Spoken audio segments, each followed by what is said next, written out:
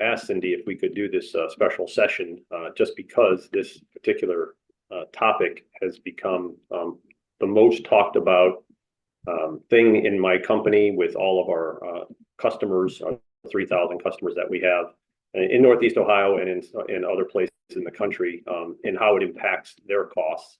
And it kind of came out of nowhere. So we thought today would be a perfect day to like introduce this to everyone in this format so that we get an understanding of where these costs come from and why it's happening and how we can do something about mitigating it. So with that, I will move on to the agenda, which is, okay, where this is happening, why it's happening, how it will affect you, and how you can react to kind of mitigate some of these costs that are coming your way. And so let's start with where this is happening. This is happening everywhere on that slide, which is controlled by the regional transmission operator, which is PJM. They control 13 states in the District of Columbia. They cover about 65 million people, and their main goal is to balance the electricity needs, how much electricity is generated with how much electricity is needed. Their mantra is basically they don't want brownouts and blackouts, and they also are trying to maintain a cost structure that makes it so customers pay as little as possible. And we're going to walk through what this means to the costs that have just come through a recent auction about 60 days ago. And if you go to the next slide, Jason, please. All right, this is what capacity is all about, because a lot of people on this call might not know what capacity is. So I'm just going to give you a quick overview of what capacity is and how it plays into your bill. So first, we need to understand what PJM means by capacity. And essentially what you have here is you have a model which PJM has put in place to come up with a financial instrument that inspires companies to invest in technologies to generate power, to put it on the grid. And the way it's supposed to work is that it's 3 years in advance. They run this auction and generation assets are bid into this auction. The auction has a clearing price, and then that becomes the price that ratepayers, that's the 65 million people that are out there, they pay a portion of that cost right on their utility bill, whether you're being billed from the utility or whether or not you have a competitive retail contract to buy your supply. Everyone, all 65 million people in every business is subject to this auction price. What happens is they take these monies and they are given to the people that are committing to produce the amount of electricity that they say when it is needed. So really what you have here is you're asking them, hey, when there are extreme events like extreme cold or extreme heat, there are people set up on the grid that are literally being paid to not produce electricity except when they are called upon. I'm not going to get into how all that system works, but just know that these payments are out there because no one would put up a giant billion-dollar power plant if I could only turn it on 4 days a year. It just wouldn't make economic sense. So this is the way that those type of peaking plants make sense. And then the resources that can be included in this auction are generators, demand response, energy efficiency measures, and transmission upgrades. So lots of things go into this to come up with the total number of gigawatts that PJM feels needs to cover the population and business and everything else throughout the course of any given year. So let's move on to where do I see these capacity costs? We might be asking, because no one has ever gotten a bill only for capacity. And if you look at your utility bill, you probably won't find it in there either. It's actually part of your electricity supply cost. So if you're billed by the utility, in the case of, say, Cleveland Public Power, which is a municipality, in the energy cost itself or somewhere in one of their tariffs, they are including this cost of capacity. If you have a competitive retail energy supplier, like say Constellation or NRG or Freepoint or any of the 30 or 40 that are out there, they are also responsible to collect these dollars and pay it to PJM. So if you look at this particular stack right here, you'll have your ancillary costs, which are a whole bunch of costs that go into a small amount. There's transmission costs. In Ohio, we don't pay those directly. We pay them on the utility bill, but they're included. And in capacity, you have that right there. And then, of course, there's the bigger piece, which is energy. but that's where you're going to find it. You're going to find it in your supply cost for electricity.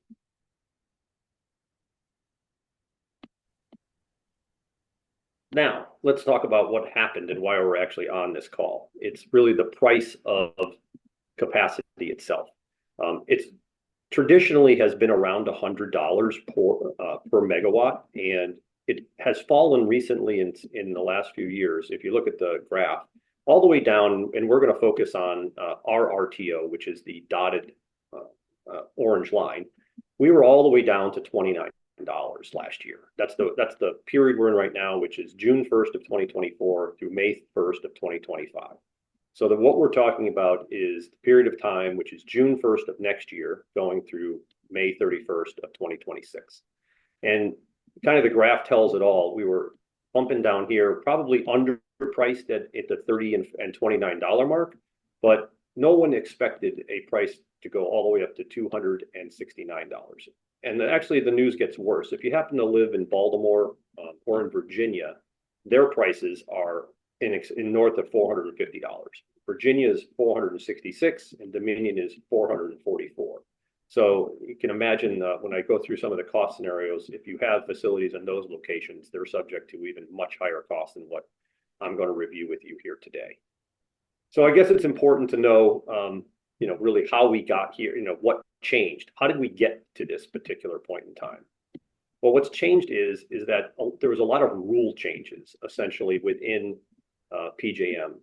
They have not followed their 3-year annual schedule where they're supposed to every year be 3 years ahead of time for many years.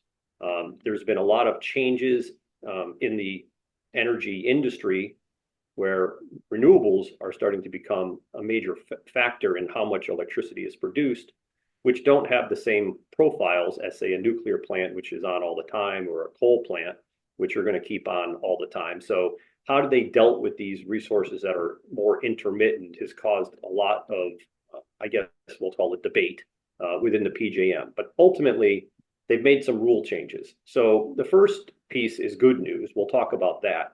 That is the orange line there on 28 gigawatts have been added to how much capacity we have by really looking at the risk periods. Traditionally, the most risky times for not having enough electricity when also prices spikes in prices was in the summer months. It's 95, humid, everyone's got their air conditioners on. That was the most risky time for many, many, many years. And really, that has changed pretty dramatically, where, especially in the last 8 years, today, we actually see summer as almost kind of a benign. It's not really much of a problem at all. Where we are now running into are winter events.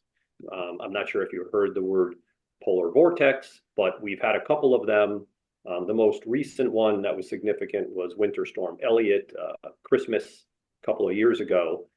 At that time, the natural, I'll go through this in a second, but the natural, the fuel coming from the fossil fuels really didn't perform. So let me just go from this slide from left to right. But what you have is the 28 positive, new resources, just only 0.1 gigawatts. We'll come back to that. And then they actually found that some of the things like wind are a little more reliable, so they gave more credit. But where the big hit came is they looked at the fossil fuel industry and they took away gas-fired power plants being reliable to the rate of 21 gigawatts coming offline. Because what they found was that during Winter Storm Elliott, these producers, the coal producers and the natural gas producers, were unable to produce as much electricity as they said they could in those extreme events. Heat has less effect on them being able to produce, and this comes back to the change, because when it's very cold, a lot of times the gas is not deep enough, it liquefies, instead of being gas, coal gets frozen, they can't get it off the ground fast enough. So all of that has caused PJM to relook at this and say, these things are nowhere near as reliable as we thought they were, which is interesting because whenever you have a conversation with someone, people believe that natural gas and coal are very reliable and we don't have to worry about them. And the things that are not reliable are renewables like solar and wind. The reality of it is they did find that solar maybe was coming down, but only 1.4 gigawatts has come off of that. not too much. But when you combine that all together, that's quite a bit of reduction. Then we have some retirements, 6.1. We'll get to that in a minute. And then we have some load growth, which they expect, obviously, some more electricity to be needed. And then there's some additional changes, which they call the IRM changes, where that's the reserve margin they want to have for like how much insurance they want to have for unpredictability for even more extreme weather. So they've added more reserve margin, and that is what has added up to this big change in the price. So I'm going to go through each one kind of specifically, starting with extreme weather. Again, this is the marginal capacity accreditation, is what they call it. They have these very fancy names at PJM to kind of tell you what they're going to do. But essentially, you looked at these two things, and you got 26 gigawatts coming off, and then that 4.7. Together, you got 30.7 gigawatts. So we got 28, we got almost 29 when you add in the new 0.1, right, plus the uprating of 0.8. But so we're already underwater with having enough electricity just by these changes and how they evaluate the reliability of the grid. When we go from there, there's also loss of retirements. So you're going to have, we have retirements, that's that 6.1 that has come off the grid right there. And while there's not a whole lot of retirements scheduled in 25 and 26, the reality of it is there's lots and lots of regulations and policies that are on the books that are going to make it probably less economically feasible to have these fossil fuel plants running.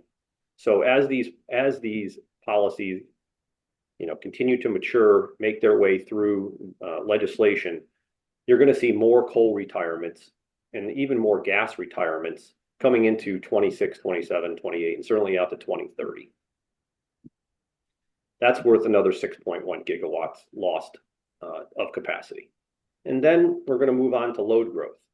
Load growth is a topic that comes up quite often these days. It's in the news everywhere.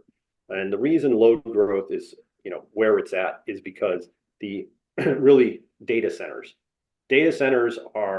have surged onto the market for how much electricity they need. I'll give you a little analogy. I've heard, several different ones, but if you're going to do a chat GTP search versus just a regular Google search, you're using about 17 times more electricity to ask that same question of chat GTP than you are of Google. So you can imagine as AI adoption takes over and more companies start building AI just into their infrastructure and answering questions and doing customer service and everything else, the amount of electricity needed is tremendous. So data centers are going to account for 44% of the new electricity growth between 2023 and 2028. So huge growth. This graph on the left, they revise it like every 6 months, and the number just gets larger. They did it in 23. It was low. They did it in 22. You can see they rise at 23. Now we're already predicting it with the dotted line for 24 in 24. When we get to 25, they'll probably raise it again because that's how much growth we have in the data center. And I'll just reflect back. We talked about BG&E and Dominion having very high capacity costs, over $450. There, the data center growth is even larger as a percentage of the usage than anywhere. Those two states have an enormous amount of data center already built and projected. And that is, again, contributing to why they have even higher prices than everyone else on the PJM grid, because there's even more of a deficit, not enough capacity to make electricity out there. So we'll hear that. There's obviously EVs as well. So residential is the second largest on top of data centers. And it's funny when you look at residential being second, residential because of EVs. It's not, yes, we are building more houses, but EVs are the reason for that growth on top of that. And then you have everything else. And then lastly, let's take a look at some of the assets we have today, right? This is a typical kind of shot of what generation assets today were being used in Ohio. Green representing nuclear, orange representing coal, and blue representing gas. A little bit of wind in the light blue, and then solar, which has grown, in recent years, but nowhere near where it is in other parts of the country. So PJM mostly has not kept up with keeping the grid, adding new assets to grow, because there is really no additional assets in the coal. Certainly, we're not building any nuclear plants. And gas, you would think we're sitting on all this gas. We talk about it being in Ohio or Pennsylvania, but quite honestly, there are not plants being built to consume it anywhere in the PJM grid, which is very interesting. Everything that is being built in the PJM grid is really renewables. So there's a queue out there that says that wants to build new generation. It's very large. It's actually larger than all of the electricity we need that we're currently consuming. And this number is actually very low, 229. I've seen it as high as over 300 megawatts. But the reality of it is that PJM has not been keeping up with putting these assets online. So if you look at that bottom right chart in the dark blue, that's new generation. In 2024 and 25, we almost have nothing. And that little 0.1 that I referred back to several slides ago, you can see is just a little tiny dot there. Most of what we're getting is importing power from other parts. That's that transmission piece that I mentioned a long time ago. And then the upgrades, that's the upgrades, which were, wind being a little bit better than they thought. So where is all this generation that we can put on the grid? Well, it's stuck in this queue in PJM in their willingness or ability to add these assets to our grid. And when you have that kind of imbalance or lack of, we'll call it investment, there's plenty of people who want to invest, but PJM has been, like I said, has been in discussion on how to handle these new generation assets. They haven't really been, you can see they have not made that decision in a way that is getting the pipeline moving to get enough generation online quickly enough to satisfy the change in the rules, the retirements, and now, I guess, the triple whammy, which is the explosion in actual electricity usage. That was unforeseen even a couple of years ago. So what does all that mean to you? First, we have to talk about how you figure out your capacity costs, because every building, every house, everyone has a capacity cost that you are calculated. So how you get to that capacity cost is you need to know a couple of figures. One, you need to start with what your PLC value is. That is your peak load contribution. Easiest way to think of that is, what is the amount of electricity I'm consuming, the demand that I'm consuming, how much stuff is on, okay, in the hours generally between 3 and 6 o'clock. And in this year, it was on those dates to the right, which were June 21st, the 15th and 16th of July, and August 1st and August 28th. On those days, those were the 5 highest peak demand days in PJM. At that time, there's a measurement that was taken for your commercial buildings that measured how much demand you have. That's your PLC value. Then that is then put into a formula that I'll get to on the next slide, takes into account this auction price, which is why we're having this call today to talk about it going from the $20 range to almost $270. We put those together to determine how much your capacity costs are. So let me give you an example. In our example of a current customer who has a PLC value of 1,000 kW in 2024, okay, we do some math here to figure out from PJM. You use their calculator and figure out how much that works out to. But if 1,000 converts to about 1,213, so a little more than 20%. And then you multiply that by the auction clearing price. So this customer was paying $12,000, a little over almost $13,000 in annual cost, so a little over $1,000 a month in capacity cost in their energy supply contract. That was about 0.2 of a penny. Not a lot, very, very small amount. That changes dramatically starting next year, and it becomes $120,000. So when you look at that, that's a $107,000 increase. that's coming because of the three things that I laid out, which are the rule changes, right, the retirements, and the lack of putting new assets on the grid. Making it worse, there was an auction scheduled for December coming up. Luckily, PJM has decided to actually delay that till June so that they can come up with a way to mitigate some of these much higher costs. There were, like Morgan Stanley was actually predicting that the 2026-27 auction could be as high as $700, which would, if you think about this being 2 cents per kilowatt hour, you would be upwards of 5 cents per kilowatt hour, which is what many people are used to paying for the entire supply contract. That would be, an incremental cost of another, $150,000 on top. So talk about breaking the bank, adding to inflation, and hurting small business, medium-sized business. It would be very difficult for them to overcome those costs in energy-intensive businesses. So the predictions today, they're all over the board, but somewhere around over 300 is what people are now talking about with the delay. So we're even looking at higher costs in 26 and 27. So $120,000 in cost is going to turn into something more like $155,000 in cost if $350 comes in as predicted. So we hope that isn't the case. We hope there is some new legislation that's going to fast track.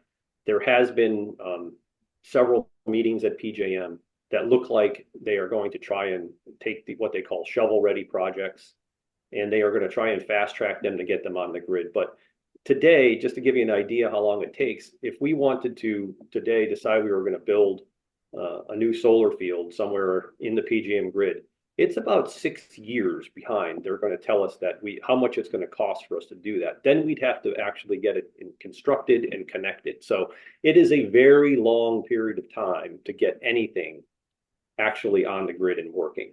That has to be condensed. PJM, I think, has realized the error of their ways by not getting enough renewable generation online quickly enough. It is really hurting everyone that's on this call, and the building owners and the companies that rely on PJM to not only deliver the electricity reliably, but make it affordable. And today, unfortunately, we don't have affordable, and we probably don't have reliability unless these generation assets can get online much, much quicker than they have. So I'm going to go to the next piece, which is actually ways that you can pay for your capacity. This will be the beginning of things you can do to mitigate some of your costs. So the first thing is that when you have your energy contract itself, okay, there's a couple of ways you can handle paying for this capacity. What we find is that most people, maybe because it wasn't a significant number, maybe you weren't explained properly by your consultant or supplier, but they will fix the cost of capacity. But you have to think to yourself, what does this mean to you? Because if to do that, if I am the supplier and you come to me and say, you know what, I would like to have a 3-year agreement for my electricity, including capacity, I have to now guess, okay, what your PLC values are going to be, because they change from year to year. If you add more machines, add more people, do any type of growth, your PLC values are going to go up. And if I'm including them in that contract, I would be, as a supplier, responsible to cover those additional costs. So I'm not going to take the PLC values that you have and use those as my basis. I'm going to I have to mark them up to help soften some of that risk. So you start with that. And then I also don't know what the cost of capacity is going to be, because as we described, we're trying to set 26 and 27 in June of next year. So you're actually asking that supplier to basically you're going to pay a cost based on a guess that's based on an estimate. Like, no one knows. So to pay for that inside of the cost of your energy fixing it, the only way a supplier can do that and come close is to add a lot more cost to it than they believe you're going to have, because they don't want to be stuck having to pay that extra expense for you. So our recommendation is that you really think about either passing it through, okay, which is exactly what you need to pay. Every year, your PLC values get reset in the beginning of the year, and then the new auction rate is used, and you pay exactly what you owe, not some number where it was a guess on top of an estimate. You could also do bilateral. It's basically passing it through as well. It's a little less complicated because the way it moves up and down. But just know that either one of those two is probably a much better way for you to pay for your capacity. But however, there's going to be people on the phone that will say, wait, I fixed my capacity costs. I should be covered. Well, I got news for you. You're probably not, and I'll tell you why. This is a contract by the largest energy supplier out there. And if you'll notice in this little chart, capacity costs are highlighted, and they do say it is included in the price. And we can go down and read the language, but it is subject to change in law. And that subject to change in law language has a lot of flexibility in it. It basically allows the supplier to have an out, we'll say. They didn't know that this price was going to go from $29 to $270. They very easily could use that as a change of law, which means that you are not protected. You paid all this, you paid premiums, you paid more to have this protection, or insurance, for lack of, some people call it that. But the reality of it is you don't have that insurance, because every supplier has the right to change this cost if they want to, because of the change in law provisions that are written into the contracts that are throughout Ohio. So I implore you to not do that anymore. The energy landscape in PJM is undergoing significant transformation. Everything from the data center construction to EV adoption to the EPA rules. The electricity market is going to be very different. It is in 2025 or 26 or 27 than it looked 10 years ago. It used to be very simple.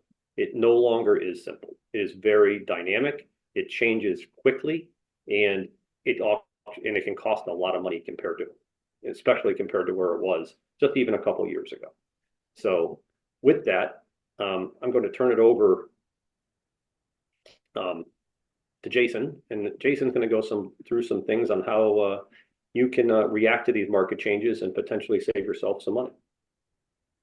Yeah, thanks, Carl. And as an energy engineer, hearing this bad news about the increasing costs actually gets me very excited about the opportunity to take control of those costs, both in your procurement of energy as well as in your on-site systems. So as Carl mentioned, there's an easy way to take control in your next energy contract, or even to blend into the next energy contract to stop fixing capacity. In this very volatile market, stop paying the premiums that they are going to come back at you for with that change of law that Carl mentioned, and pay what the cost actually is. And another I'd encourage, especially the larger users, is to stop buying 100% of your kilowatt hours at one time and evaluate managed procurement strategies. Typically, our clients will have fixed contracts. And what that means is that this is a typical annual look at what the electricity cost, which changes daily, may look like over a typical year. But you'll see there are highs and lows, just like the stock market. Just like the stock market, you can have a consultant procure energy at the right time, not at the wrong time. So if you happen to have a fixed contract that ended here in June, where it's red, and you fixed it for a long period of time, that might have been the wrong time to buy. But if you got lucky at one of the green zones for a fixed contract, then maybe you got very lucky. So there's a strategy to not purchase all of your energy at one time and just purchase it in portions, or purchase nothing at all if the index is better than the cost of adding a premium for a longer fixed price contract.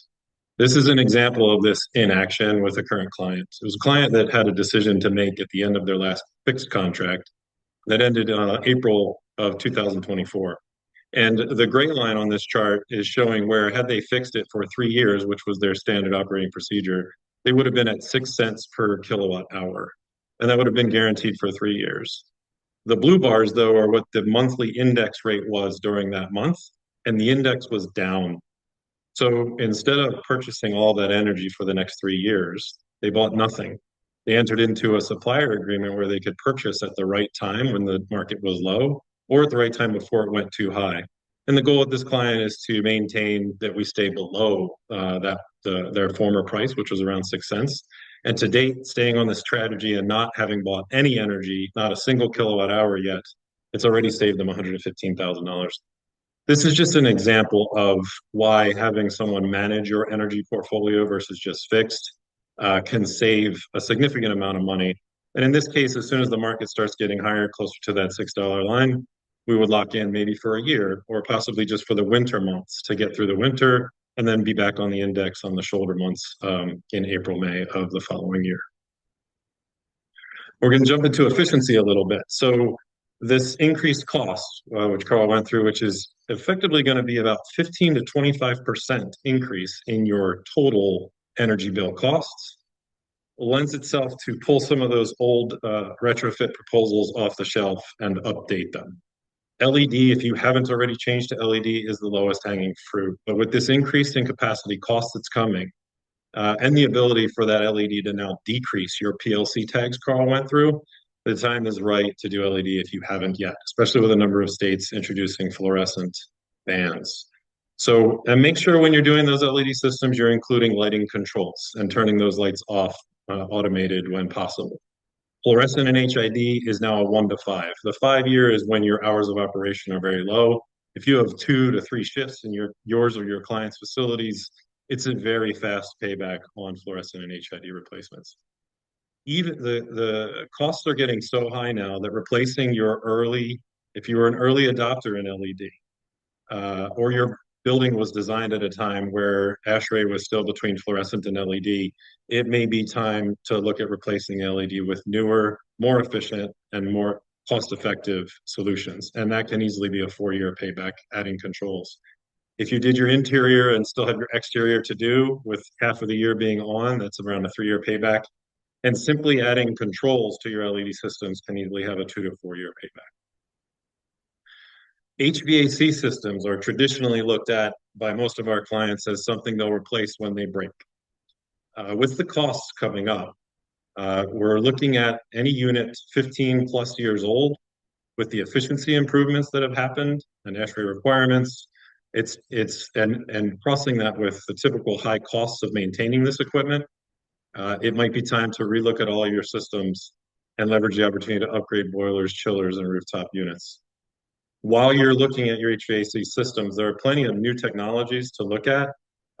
Heat recovery, for sure, recycling any heat that's exiting the building and preheating outside air in the winter, but also UV filters, for example. They've definitely proliferated during COVID, but UV filters simply added to your rooftop units or air ventilation systems decreases the amount of outside air we need to bring in and condition and significantly decrease your overall load of the building. And have a ventilation improvement study. As buildings have been renovated and added to, frequently we see that the entire ventilation system hasn't been reorganized to be most efficient for the new systems. So that's another one to look at as well. Compressed air for a lot of our manufacturing clients is the type of system that has been used for a long time, and clients know they have leaks and can have efficiency improvements by increasing to rotary screw technology. But they've just been sitting on it, and it's another one that's just been waiting to break fix. Anyone that has compressed air has a 2 to 5 year payback on decreasing leaks and replacing with new compressed air systems. Building automation, for sure, if you have building automation, frequently they fall out of commissioning and could use some retro commissioning and more automation. If you don't have a system today, it'd be worth putting in some automation to control your costs, even when you're not looking at it. Power quality is another one we still see a lot of clients, especially those that buildings are old and they've added in additional systems, especially those clients that have added variable frequency drives to their larger horsepower motors. That also means they've added more total harmonic distortion to the system, decreasing the efficiency of their electrical system, decreasing their power factor. Power factor directly decreases your KW, which will decrease your cap tags or your PLC tags Carl mentioned. And these types of systems with capacitor banks will also balance your voltages and give you a 3-second safety factor from surges and blips from the electric grid. Just to note, if First Energy or CPP are providing you 95% power factor, that can change in your building based on your operations, and it's worth a study to see if this can be a simple improvement to protect your equipment as well as decrease your kW usage. I'm going to jump really quickly into some financial options that you should make sure your clients are looking at for building the cap stack for any efficiency project. There are still a number of tax benefits available. When you abandon an old energy using system, you can fully depreciate that asset when you throw it away. So an old LED system that isn't fully depreciated, you can fully depreciate it. Currently, there are accelerated depreciation opportunities that if someone conducts a energy improvement to the asset, you can write off 60% of it and depreciate 60% of it in the first year. Next year, it goes down to 40% and then 20%. But especially for folks doing it this year and next, significant improvement in the payback based on the accelerated depreciation. 179D is still available. It has become a little bit more difficult as it's not unique to each application of electricity, HVAC, and building envelope. It needs to be comprehensive. That is still out there. Renewable energy credits have continued to increase in value in states in the PJM grid. In the state of Ohio, they are still very insignificant, but Ohio you can sell those RECs or trade those RECs across state lines that are within PJM. So Pennsylvania and Virginia specifically will pay Ohio users that are installing solar, for example, for those renewable energy credits. And I'll give you an example for solar where that gets very valuable. Another one to keep an eye out for building your capital stack for your projects is utility incentives. Currently in the state of Ohio, we've had a recent test done, but we hope rebates will come back on a number of different systems next year. There's still some custom rebates. We recommend tracking your rebates on a utilitygenius.com website. This will allow you to favorite the utility you're in or your clients are in, and when any rebates become available, you will get notified so that you can act and strike when the time is right. And then keep an eye on business-specific grants. Especially, I would recommend dsireusa.org is a location to find access to a number of different grants available. And I wanted to just go through one example of a grant that is available, one that we're tracking very heavily, especially in Ohio rural areas. Through the Inflation Reduction Act, the REAP grant has become available to any facility that is located in a rural area classified by a map done by USDA, and also classified as a small business association, which is typically based on revenue size or number of employees for industrial facilities. Or if 50% of your gross income comes from direct production of agricultural products. What can be categorized in this grant is everything you see in this list here. It's pretty exhaustive. Everything on the left from a renewable perspective and everything on the right from an efficiency perspective. All of those solutions that facilities managers have been waiting to do until they break or until they can get the payback under a 2-year threshold. There's a significant opportunity to get 50% of the project up to $1 million funded, and this has just recently been extended through 2027. While this is a specific example just for the rural areas, small businesses, or agricultural communities, there are grants available, so continue to track it at desireusa.org or with your energy consultant going forward. Some on-site generation, because of these cost increases and the need to rely on PJM to catch up on building the assets and getting them connected, is an amazing opportunity for the buildings themselves to take control of that and generate their own electricity on site. Combined heat and power or using it for cooling is an amazing opportunity that now is got folks looking even at new construction. I know we have new construction folks on the phone on making it part of the initial installation of a facility. If the payback is less than 10 years, why wouldn't you put it in a 50-year new building or more? So this is just a system that basically puts in an additional, a generator along with an engine or turbine that would both generate using natural gas electricity for your building, which is more efficient because you're generating it on your site versus at PJM's location and paying for transmission and distribution. And you're utilizing that heat recovery, just like we were on inside ventilation systems, to benefit either your boiler or any steam generation in your building to preheat that and decrease the need of that internal system to heat that up as well. Another one is solar and battery. When we talk about decreasing your PLC tags, adding a solar system and a battery to it is really like driving a hybrid car on the road. It allows you to avoid money and reduce your bill during the peak hours of the sun, but also charging that battery to use it at the peak hours during the day, or charging it at night, so that you have it fully charged for the next day, and discharge it during those peak hours, so that you're decreasing your costs during the most expensive times of the day. An example solar project, just to make it real, to show you what these increased costs coming in June of 2025 mean to a solar project. This is in Ohio. It's a particular client that offset 1.6 million kilowatt hours annually, or 40% of their total electric usage. That was about 2.1 million pounds per year of CO2. And what that system looks like is a 5.4-year payback on solar in the state of Ohio. So clouds and weather of Ohio do not matter for solar, especially now that these costs have gone up on electricity and continue. And this was without Morgan Stanley's prediction of another 157%. What's really making these energy efficiency projects so viable now are the tax credits, depreciation, and renewable energy credits we talked about before. So to make it real, this project is a $2.5 million investment that will get a total of a 40% federal tax credit, a $400,000 from the bonus depreciation acceleration, and $1 million over the life of the project, which is 25 years, which is Ohio traded to Pennsylvania, for the renewable energy credits.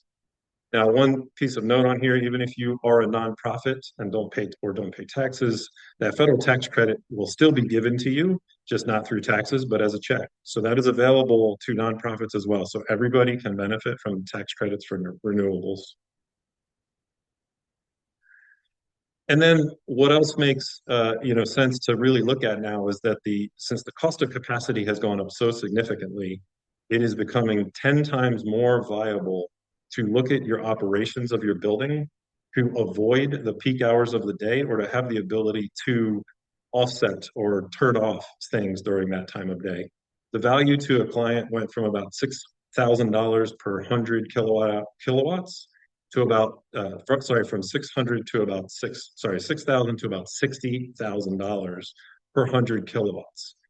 If you don't have a generator or we're thinking about it, it might be time to utilize a Tier 4 generator, or transition your diesel generator to natural gas or to Tier 4 to allow you to use that for offsetting during peak hours when you get the call.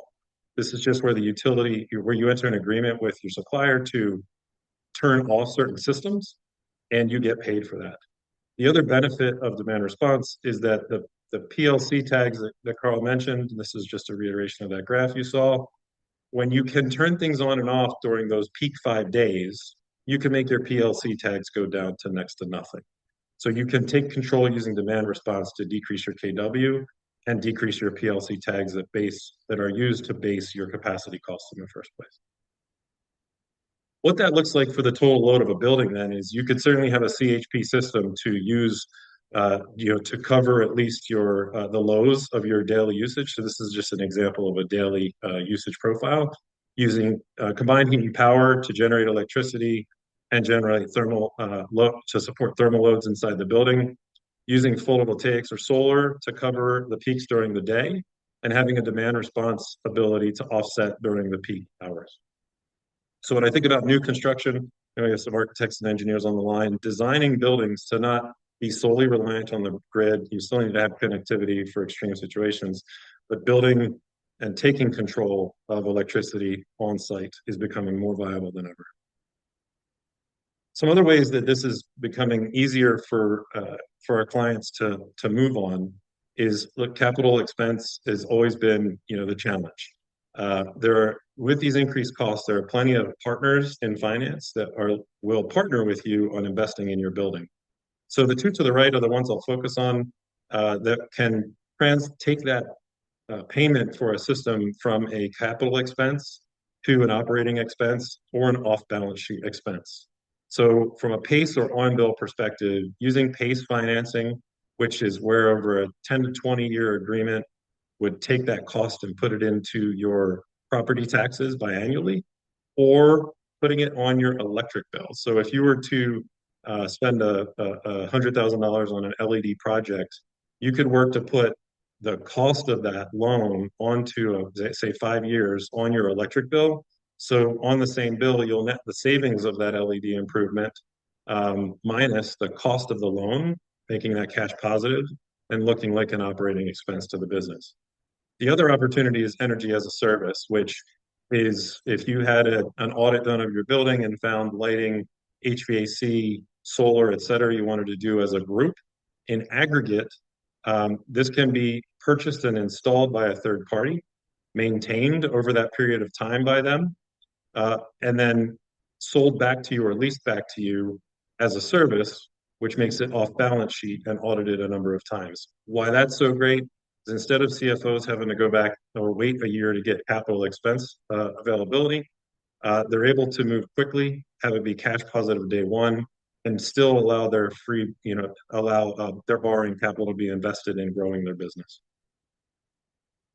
To make that real with a real project, if you have an energy audit done and you find an opportunity in a facility or your client's facility to invest in $100,000 of LED and controls, netting an average savings of $40,000 a year, a water solution to save on water, which gives you $10,000 a year, solar of $200,000, you get an incentive from the federal government. This is not including REAP, but a minimum of $90,000 and the savings, and then HVAC.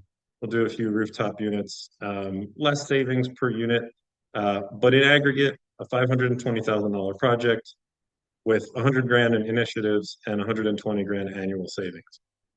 That looks like a great deal from even a CapEx perspective, 3.1 years. But with the speed that clients would like to get off of get these things done before the capacity increase, they're not wanting to wait a year and start paying those increased costs. They want to get it done quickly. So you could get a loan to immediately do it. Make sure that the loan is longer than the payback period, netting $1,000 per month in this case and paying $9,000. So all new equipment, and you're getting a savings of $1,000 a month for 5 years. You own the operations and maintenance, of course, but then after 5 years, it's your equipment and all your savings of $10,000 a month. You can do that one bill in the same fashion. It just makes it an operating expense, and O&M is still on you. The real sweet spot for CFOs is taking it completely off balance sheet. Might be a slightly longer agreement, but in this exact scenario, you would get $1,200 a month. The maintenance would be on the third party, and it would be truly off balance sheet, freeing all of that capital up for investment in your own business. And then since water mixes so well with the electricity we're talking about today, there are new water savings opportunities available as well. And all of these can be found in an energy audit.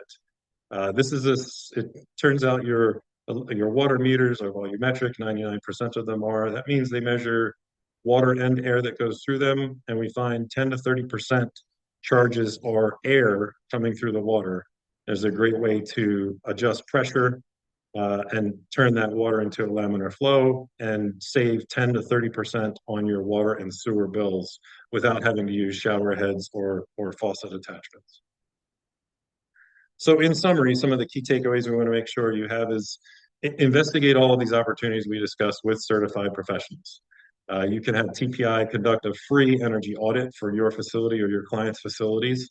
We do that with certified energy procurement for professionals to analyze your bills and ensure you're getting the best option or getting the best scenario for your procurement of supply, and a certified energy manager to conduct a physical or digital on-site audit and discovery to find the energy conservation measures that you should do first and maybe ones you should do second.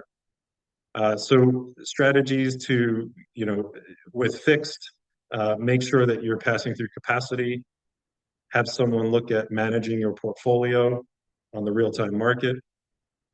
Again, dust off those old proposals or get some for compressed air, HVAC, and controls and LED. Look deeply into on-site generation to take control. Look, PJM is installing these same assets far away from your building.